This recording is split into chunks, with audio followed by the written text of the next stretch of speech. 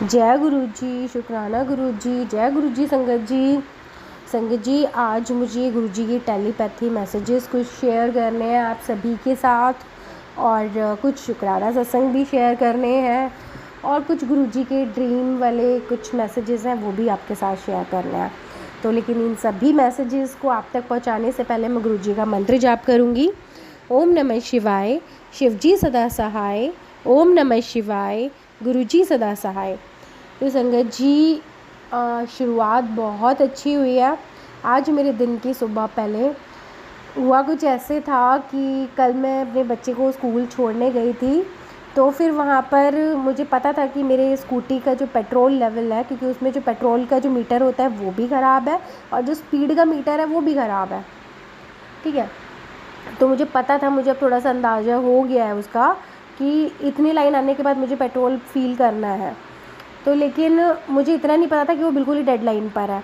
तो आज सुबह घर से निकलते टाइम मुझे एक बार क्लिक तो करवा दिया था गुरुजी ने कि पेट्रोल कम है, तो भी पेट्रोल भरवाना है। मैं घर से पैसे वगैरह ले गई थी साथ में।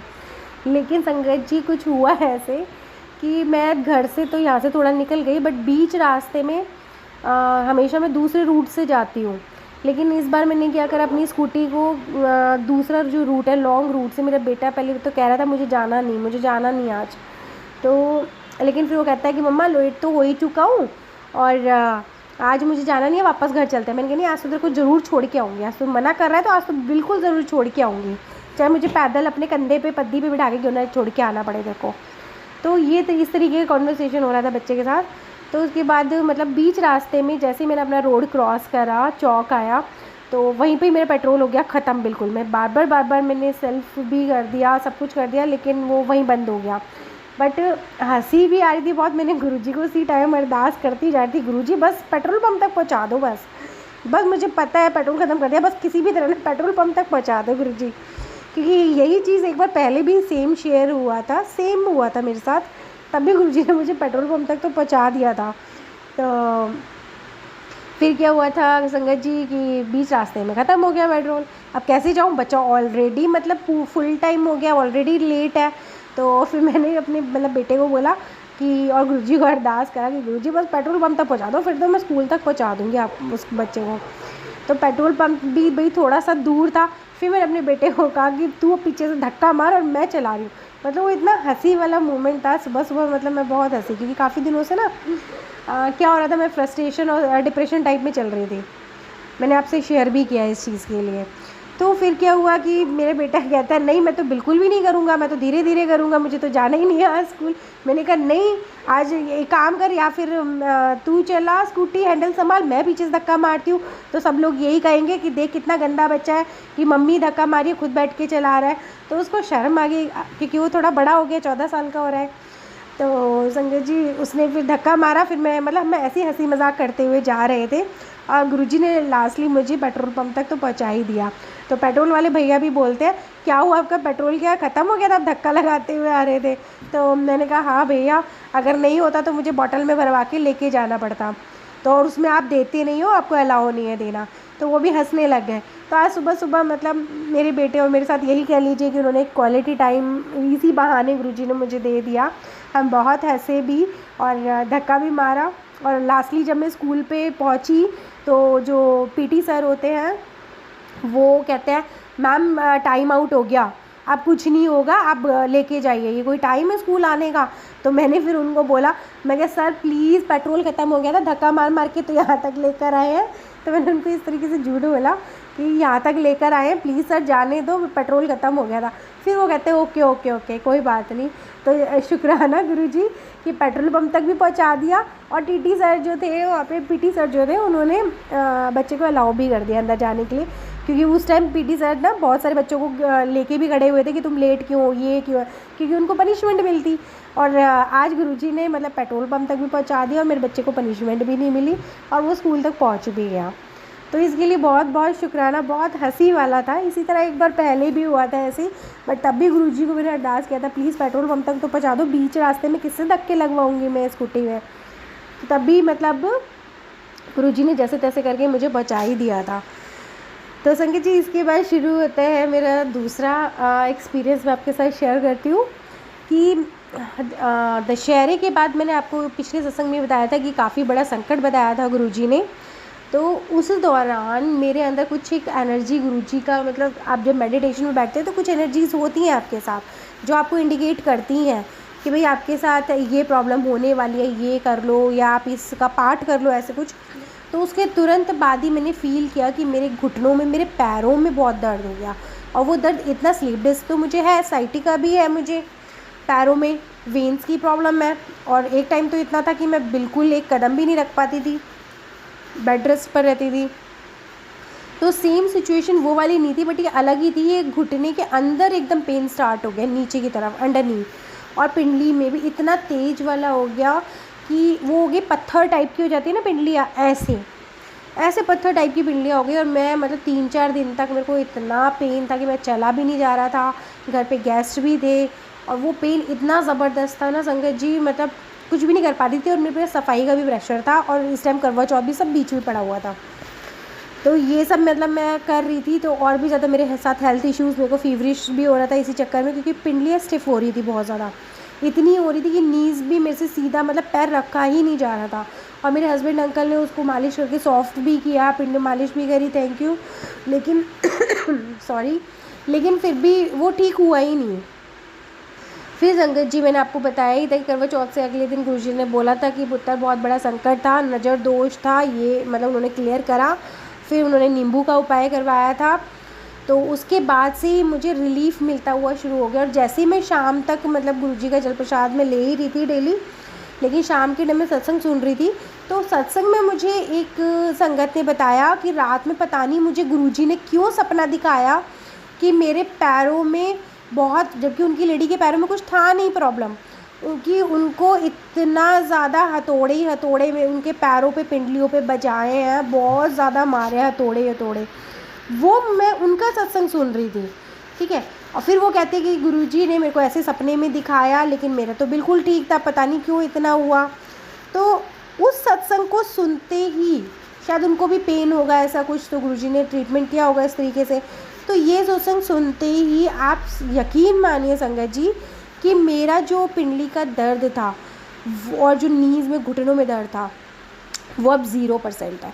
जहाँ मैं 5 दिन चल भी नहीं पा रही थी, बिल्कुल बहुत ज़्यादा पेन था, वो अब बिल्कुल ठीक है, बिल्कुल एकदम ठीक है, ठीक है। तो क्या हो रहा था संगत जी कि जैसे गुरुजी कहते हैं ना कि भाई सपने में ही कष्ट काट देते हैं, या तुम हमारे सत्संग सुनो, सत्संग सुनते सुनते ही मैं तो तुम्हारे कष्ट काट देता हूँ। तो ये चीज़ तो मैंने प्रैक्टिकली फील कर ली संगत जी, कि मैंने किसी और संगत का सत्संग सुना मेरी ही प्रॉब्लम की रिगार्डिंग, और उसका सत्संग सुनने से मेरा प्रॉब्लम सॉल्व हो गया। तो ये तो चमत्कार अपने गुरुजी करते हैं, तो उसके लिए बहुत बहुत बहुत बहुत शुक्राना। एक और मेरे को थोड़ा सा मैसेज था जो आप तक पहुंचाना था संगत जी। काफ़ी लोग, मतलब ये शिकायतें रहती हैं, या मुझे भी थी, कि मुझे इस जन्म में, मतलब मैं ये कहूँगी इस लाइफ में मुझे काफ़ी लोगों से प्रॉब्लम है कि इसने मेरे साथ ऐसे कर दिया, उसने मेरे साथ ऐसे कर दिया, कोई पर्टिकुलर आदमी है या बहुत सारे हो सकते हैं कि इसने हमारे साथ ऐसा बुरा कर दिया। तो ये गुरुजी का ही मैसेज था, एक बार थॉट था, या मैं काफ़ी सारी चीज़ें देखी, शिव पुराण भी पढ़ते हैं हम लोग, ग्रंथ पढ़ते हैं, रामायण पढ़ते हैं, भागवत पढ़ते हैं, तो उसमें भी ये आ जाता है कि जो आपको इस जन्म में परेशान कर रहा है ना, आपने उसको पिछले जन्म में इससे ज़्यादा परेशान करा था, आपने इससे ज़्यादा उसका बुरा करा था, जो इस जन्म में वो आपको आकर के परेशान कर रहा है। ये आपके ही कर्मास हैं जो लौट कर आपको सूद समेत मिल रहे हैं।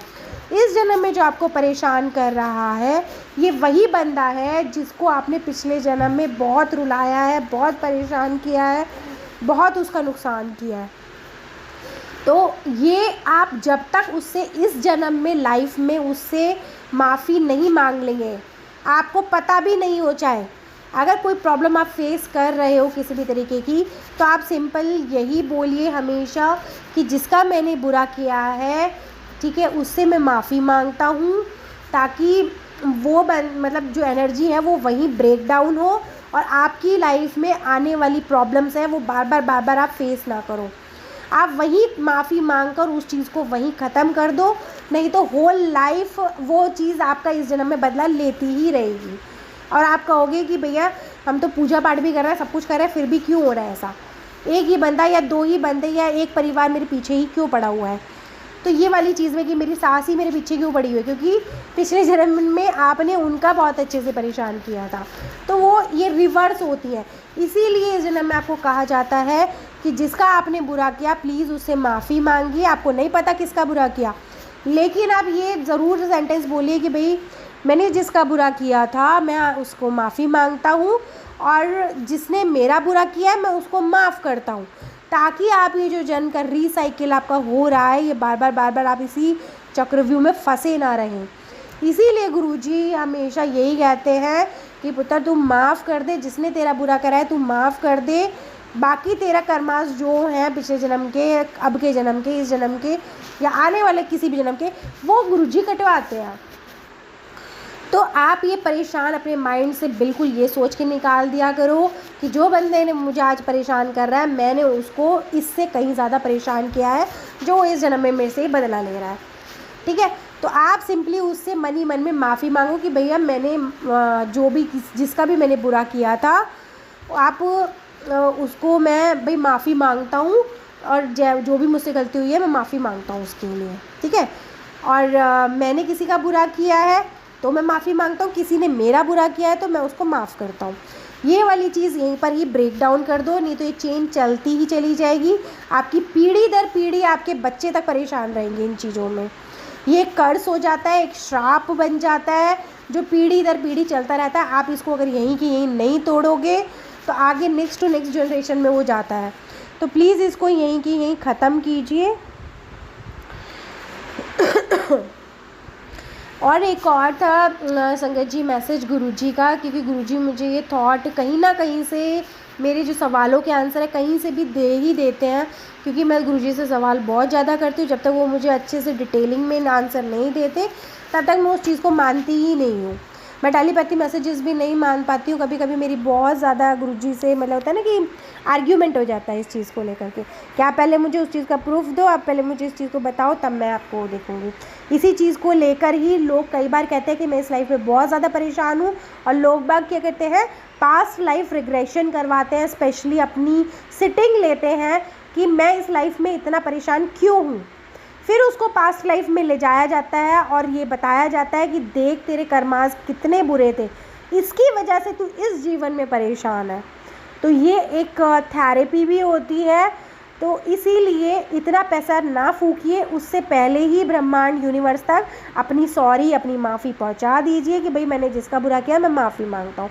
डेली एक सेंटेंस बोलने में कुछ नहीं जाता, प्लस ही होता है, सेम माइनस कभी नहीं होता। तो ये वाली चीज़ें भी हैं। तो गुरुजी इस चीज़ का भी मुझे बताने के लिए बहुत बहुत शुक्राना, और लोगों तक मतलब अगली संगत तक मैं ये बात पहुंचा सकूं, ये सेवा देने के लिए भी बहुत बहुत शुक्राना। और संगत जी काफ़ी लोग कहते हैं कि हम गुरुजी को क्यों माने, भाई हम तो सीधा स्कूल उसमें कर सकते हैं, हम तो सीधा सीधा शिव जी को मान सकते हैं, हम गुरुजी को क्यों माने। तो संगत जी गुरुजी का आंसर उनकी उस चीज़ के लिए मेरे पास ये आया था कि नर्सरी से लेके 12th तक जब आप स्कूल जाते हो खुद ही पढ़ के आ जाते हो क्या? नहीं पढ़ते हो ना। आपको क्लास टीचर की ज़रूरत पड़ी थी ना, या एक प्रिंसिपल बैठ के पूरा नर्सरी से लेके 12th तक के सारे ऑल सब्जेक्ट का और ऑल सारे ही क्लासेस को वो ले लेते हैं? नहीं लेते ना। तो प्रिंसिपल क्या है, हमारे शिव जी की तरह है कि उन्होंने सबको हायर किया है आप सबके लिए, बच्चों के लिए। तो जो हमारे टीचर्स हैं अगर वो नहीं होते तो सोचो आपको सारे सब्जेक्ट की क्लैरिटी कौन देता, आपको हर साल तक कौन पढ़ाता, आपको हर क्लास में आगे तक कौन लेके जाता। अगर टीचर नहीं होता तो आपके लेसन्स को कौन पढ़ाता, आपको कैसे पता चलता क्या अच्छा है क्या बुरा है। क्या प्रिंसिपल आके आपको सारी चीज़ हर क्लास में जाके बता सकते थे? नहीं ना। तो इसी तरह वो हमारी लाइफ के थे एकेडमिक वाले टीचर, गुरु थे। ये हमारी लाइफ के जो अपने गुरुजी हैं, ये हमारी लाइफ के टीचर हैं जो हमें हमारी लाइफ को चलाने में हमारी मदद करते हैं, हमारे कर्मास काटते हैं, हमें आगे तक ले जाते हैं, हमारे मार्गदर्शन करते हैं हर चीज़ का, क्या सही है क्या बुरा है, हम नेक्स्ट लाइफ में परेशान ना हो, हम ये जो रिसाइकिल वाला लाइफ चलता रहता है उससे हमें छुटकारा मिले। जैसे कहते हैं ना कि भाई मोक्ष प्राप्त हो गया, बैकुंठ मिल गया, तो वो वाला उसका रास्ता हमें दिखाते हैं। शिव शक्ति तक अपने अंतर्ज्ञान जो होता है उससे मिलाते हैं। तो इसलिए हमें गुरुजी की बहुत बहुत बहुत आवश्यकता है। संगत जी कभी भी ये सवाल मतलब मन में नहीं लाइएगा, क्योंकि ये क्लैरिटी होनी बहुत ज़रूरी है। कई बार ऐसा मन में आता है कि हमें गुरुजी क्यों चाहिए भाई, क्यों आवश्यकता है हमें, हम तो डायरेक्ट शिवजी जी से भी मांग सकते हैं। तो सेम आप ये एग्ज़ाम्पल ले लीजिएगा कि क्या आप हर सब्जेक्ट को जाके प्रिंसिपल से पढ़ सकते हो क्या, नहीं। तो इसीलिए आपको गुरु की ज़रूरत होती है, और अपने ही क्लास टीचर हर सब्जेक्ट को पढ़ाने के लिए भी दूसरे गुरुओं के पास भेजते हैं। हमारे गुरुजी हमारी क्लास के, हमारी लाइफ लाइन के क्लास टीचर हैं, और जब जब उनको कोई और अदर सब्जेक्ट पढ़ाना होता है तो वो कभी हमें हनुमान जी टीचर के पास भेजते हैं, कभी माता के पास भेजते हैं, वो लाइफ के हर लेसन को सिखाने के लिए। कभी प्रकृति के पास भेजते हैं, कभी हमें नदी के पास भेजते हैं, क्योंकि ये सभी गुरु ही तो हैं। हर चीज़ का लेसन लेने के लिए पर्टिकुलर टीचर है, गुरु है, हमारे यूनिवर्स में अवेलेबल है। हमारे क्लास टीचर जो हमारे गुरु हैं वो हमारी अटेंडेंस लगाते हैं। बिल्कुल आप एक स्कूल का एग्ज़ाम्पल लोगे तो आपको पता चल जाएगा कि भाई हमें हमारी गुरुजी की आवश्यकता क्यों है, क्योंकि उनके बिना तो हमारा कुछ होगा ही नहीं, बेड़ा पार ही नहीं होगा। आप सोच लेना क्लास में जाओगे और ऐसी दीवारों को देख के वापस आ जाओगे, कुछ भी आपकी लाइफ में कुछ भी प्लस नहीं होगा। आप नर्सरी के आप 12th तक कैसे भी नहीं पहुंच पाओगे। तो ये स्कूल का एडमिशन से लेकर के आपके सीनियर क्लास तक का पूरा जर्नी है जो हमें गुरुजी के क्लास टीचर के साथ हमें अपना आगे बढ़ाना है। तो ये क्लैरिटी देने के लिए भी गुरुजी बहुत बहुत बहुत बहुत शुक्रिया। एक बात और संगत जी, मैसेज आप सबके लिए कि काफ़ी लोग ना प्लीज़ ट्राई कीजिए, या कुछ दिन का आप एक एग्ज़ाम्पल ले लीजिए कि एक हफ़्ता 21 दिन 11 दिन मैं अपने मुंह से कोई भी गलत बात नहीं निकालूंगा, क्योंकि हम किसी के लिए भी अच्छा बोल रहे हैं या बुरा बोल रहे हैं, बुरी बात जल्दी लागू होती है। जब हम बुरा बोलते हैं ना तो यूनिवर्स में जा कर के वही लौट कर हमारे पास मल्टीपल वे में कई गुना हो करके वो हमारे पास लौटता है। अगर हम किसी की बुराई कर रहे हैं, किसी को बुरा भला कह रहे हैं कि उसका ये हो जाए, उसका वो हो जाए, ये मर जाए, वो मर जाए उसके घर में, ऐसा बोलते हैं, तो वो यूनिवर्स में आपका मैसेज जाता है और वो मल्टीपल हो करके एक काल बन के वो हमारे ही बच्चों पे या हम पर आता है। तो जो आप मैसेज मुंह से निकालोगे वही पूरा होगा आपका। अच्छा बोलोगे तो अच्छा मल्टीपल वे होके मिलेगा कि भगवान उसको खूब दे, तो भगवान तक ये मैसेज जाता है और आपको मल्टीपल वे होकर के बहुत सारा आपको मिलेगा। कोई रोटी खाता है ना तो वो भी कहता है कि भगवान आपको वो पूछता है ना कि भाई आप भी खाना खा लो, तो आप क्या कहते हो, भगवान आपको बहुत दे।